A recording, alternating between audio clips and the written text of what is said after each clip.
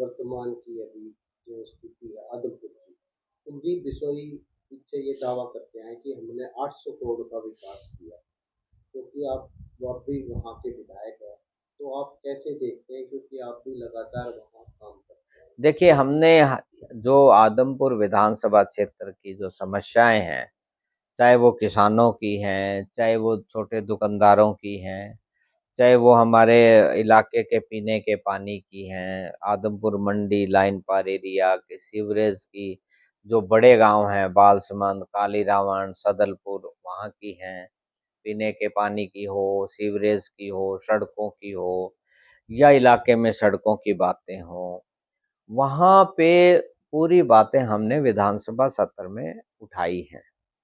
3 विधानसभा सत्र हुए, तीनों में ही हमने बातें रखी हैं। प्रशासनिक स्तर पे भी हमने बातें रखी हैं, सरकार के स्तर पे भी हम लोग मिले हैं, हमने लिख के भी दिया है, हमने संबंधित मंत्रियों से भी मैंने मुलाकात करके उनको अवगत कराया है। लेकिन आदमपुर विधानसभा क्षेत्र में किसी किस्म की कोई मूलभूत सुविधाएं जो वहाँ के बासिंदों को मिलनी चाहिए, वो ना के बराबर है। जहाँ तक कुलदीप बिश्नोई की बात है, वो कहते हैं 800 करोड़, 100 करोड़, 1100 करोड़, वो एक महज बरगलाने की बात है। वो अपना एक भूमिका सी बना के और कह देते हैं कि भाई आप डिटेल दीजिए। आज मैं उनसे मांग करता हूँ कि 800 करोड़, 100 करोड़, 1100 करोड़ की आप डिटेल दीजिए, कहाँ कहाँ खर्च हुआ। धरातल पे तो कोई नजर नहीं आता। आदमपुर मंडी के लोग इतने परेशान हैं, सारी आदमपुर मंडी पिछले 3 साल से खुदी पड़ी है। जबकि कोई भी प्रोजेक्ट शुरू होता है तो 7 या 8 महीने का उसका एक म्याद होती है। इसी तरह लाइन पार एरिया की हाल है। पीछे सब कमेटी भी आई थी। अब सब कमेटी तो बड़ा एक न्यूट्रल सा प्लेटफॉर्म होता है, उसके अंदर 10 एमएलए होते हैं, डिप्टी स्पीकर उसके चेयरमैन है, और उसमें उन्होंने आकर के देखा, सारे इलाके में वो गए, जहां वो नहीं जा सकते थे मोटरसाइकिल पे बैठ के गए, और उन्होंने देखा, और उन्होंने आगे क्या प्रेस और मीडिया के सामने कहा कि ये तो आदमपुर तो हम तो अखबारों में पढ़ते थे या सुनते थे कि ये जो अखबारों में जो कवरेज है या टीवी सोशल मीडिया में, ये तो गलत है, वो सच्चाई नहीं है। कहते यहाँ तो सब कुछ गोलमाल है, ऊपर से नीचे, नीचे से सारा भट्ठा बैठा हुआ है। तो आप बताइए कहाँ पे कुलदीप बिश्नोई के दावे गए। कुलदीप बिश्नोई जी को वो एक पूर्व सांसद बताते हैं, पूर्व विधायक भी रहे हैं, और उन्होंने इलाके के अंदर बतौर राजनीतिक जो नुमाइंदे के हैसियत से कोई उनकी नैतिक जिम्मेवारी बनती है या नहीं बनती। उन्होंने क्या लोगों के प्रति एक उनको सारी सुविधाएं मिले, जो भी राजनीतिक नेता होता है उसकी जिम्मेदारी नहीं बनती क्या। आप ये काम बंद क्यों पड़े हैं, काम आगे क्यों नहीं चले, क्यों ठेकेदारों का ये सिलसिला है, ठेकेदारों के खिलाफ कार्रवाई हो। तो जब हम सवाल करते हैं विधानसभा में तो लोग कहते हैं, जवाब ये मिलता है कि जी उसका तो कुछ नहीं, ठीक ठाक मिला इस जांच में। जबकि सैंपलिंग हुई, आज लोगों ने मौके पे दिखा दिया, सारा कुछ किया है, परंतु वो सिर्फ लोगों को एक पुराना ढर्रा चलाया हुआ है, लोगों को बहकाने का काम करते हैं, बरगलाने का काम करते हैं। और जो एक नैतिक जिम्मेदारी उनकी पिछले 20 साल में बनती थी, बतौर विधायक, बतौर सांसद, उस पे वो बिल्कुल फेल साबित हुए हैं। और अब आकर के ये कह देना कि अब हम इसको पेरिस बनाएंगे, हम इसको 31 दिसंबर तक हम इसको चमका करके दिखाएंगे, ये बातें लोगों के गले से उतरने वाली नहीं है। हमारी यही मांग है। मैंने बतौर विधायक 2024 में आदमपुर की जनता ने, 36 बिरादरी के लोगों ने एक इतिहास रचने का काम किया है, और आज आदमपुर की 36 बिरादरी का भाईचारा एक है, जो कि पिछले 20 साल में इन्होंने जात पात पे बांट करके और अपने आप को वहां पे चुनाव में विधायक चुने जाने का काम किया। आज वो लोग समझ चुके हैं। वहां दलित और पिछड़े वर्ग की कोई वुक्कत नहीं है, कोई पूछताछ नहीं है। गरीब व्यापारी को डरा धमका के रखा जाता है। किसानों के खेत में पानी नहीं पहुंचता, सड़कें टूटी पड़ी हैं। किसान के खेत में जो नाले थे, अब 200 करोड़ के करीब के एस्टीमेट बन के गए हैं। क्यों नहीं क्लियर कराते? कहते हैं हमारी भारतीय जनता पार्टी की सरकार है, करवाएं। वो क्यों नहीं करवा रहे? वहां पे उनको करवाने चाहिए। जब वहां का विधायक मांग रखता है, इस सत्र में भी मैंने मांग रखी है कि यहाँ पे आदमपुर हलके के नालों के खालों के एस्टीमेट बन के आए हैं, उनको सरकार क्लियर करे। और बहुत सी मांगे हैं। अब 31 दिसंबर का आश्वासन दिया है कि वहां आदमपुर मंडी, लाइन पार एरिया, आदमपुर गांव, सदलपुर, बालसुन, सब जगह हम सभी तरह की सुविधाएं हम मुहैया कराएंगे। तो 31 दिसंबर आने वाला है। वहां पे जो सीवरेज की आज वैसे ही धूल मिट्टी उड़ रही है, लोग परेशान हैं। आप अंदाजा लगाइए, लोग जो सांस लेते हैं, उस सांस के अंदर धूल जाती है उनके, और आने वाले दिनों में लोगों में बीमारियां नहीं फैलेंगी। तो क्या उनका दायित्व नहीं बनता? किस हैसियत से कहते हैं कि भाई हम सरकार हैं, आने वाले चमका देंगे हम इसको? तो कहीं धरातल पे काम ऐसा नजर नहीं आता है। काम नजर आना चाहिए।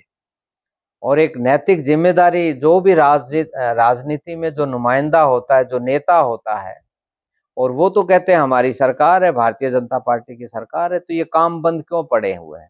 काम आगे क्यों नहीं चल रहे? आगे क्यों नहीं इनको चलने दिया जा रहा?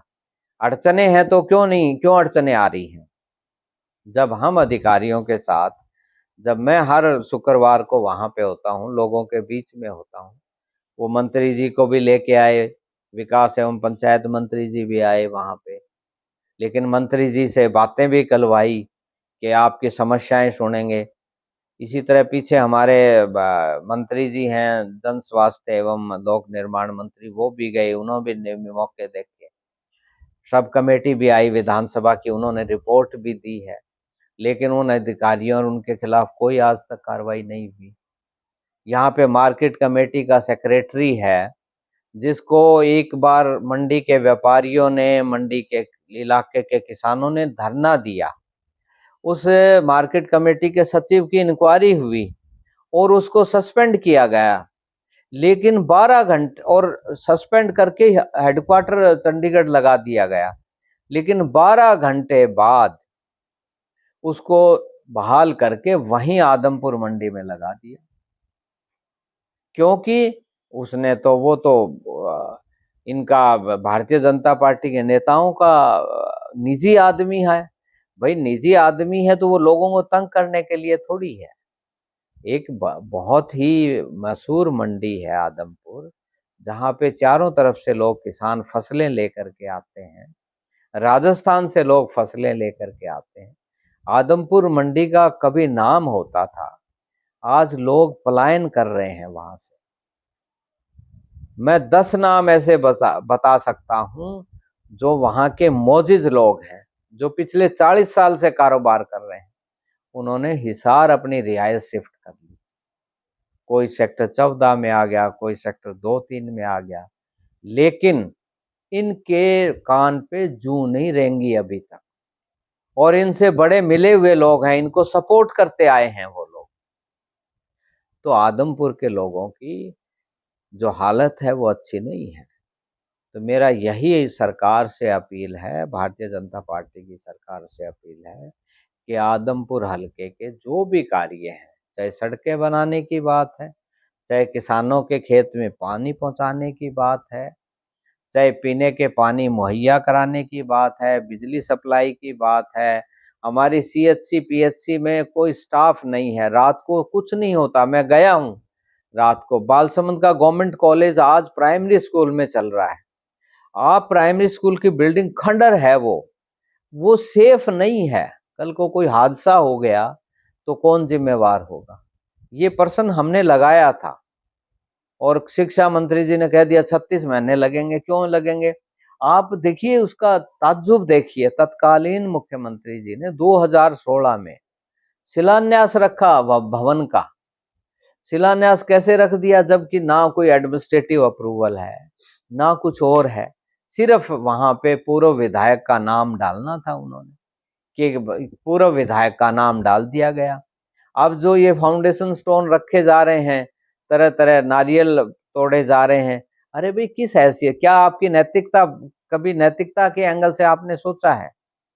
आप ये नारियल फोड़ रहे हो, आप अपने बोर्ड लगा रहे हो, आप लार्जर प्रोस्पेक्टिव में सोचो ना, कि आदमपुर हलके की जो लोगों की 36 बिरादरी के लोग किस हालात में रह रहे हैं।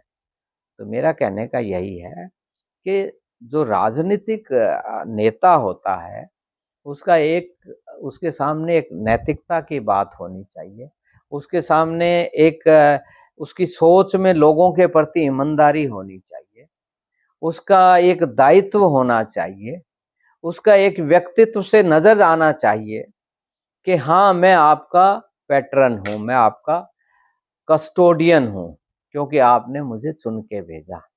तो मेरा यही प्रयास है कि जो लोग आदमपुर की क्षेत्र की जनता ने मुझ पर जो विश्वास व्यक्त किया है, मैं उस पर खरा उतरूं, और हम, क्योंकि परिस्थितियां में बदलाव आया है, भारतीय जनता पार्टी की सरकार बन गई, कांग्रेस की सरकार बनी होती तो आज वहां के लोगों को यह एहसास होता कि इसको सरकार कहते हैं।